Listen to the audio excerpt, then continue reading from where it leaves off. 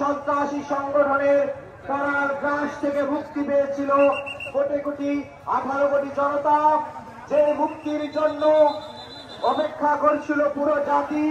সেই আন্দোলনের অন্যতম অগ্রনায়ক যারা মুক্তির সেনানী হয়ে এ জাতির সামনে উপস্থিত হয়েছে, তারা কিছুক্ষণের মধ্যেই আমাদের এই সমাবেশে উপস্থিত হবেন। ইতিমধ্যে আমাদের মাঝে মঞ্চে উপস্থিত আছেন জাতীয় নাগরিক পার্টির মুখ্য সংগঠক জনাব হাসনাত আব্দুল্লাহ, উপস্থিত আছেন সার্জিস আলম, উপস্থিত আছেন কেন্দ্রীয় সংগঠক আবু সাইদ লিয়ন, উপস্থিত আছেন জাতীয় নাগরিক পার্টির সদস্য রফিকুল ইসলাম কনক। এছাড়া অভ্যুত্থানের অন্যতম সংগঠন ছাত্রদের নেতৃবৃন্দ, জাতীয় যুবশক্তি এবং জাতীয় শ্রমিক উইংয়ের নেতৃবৃন্দ আপনাদের মাঝে উপস্থিত আছেন।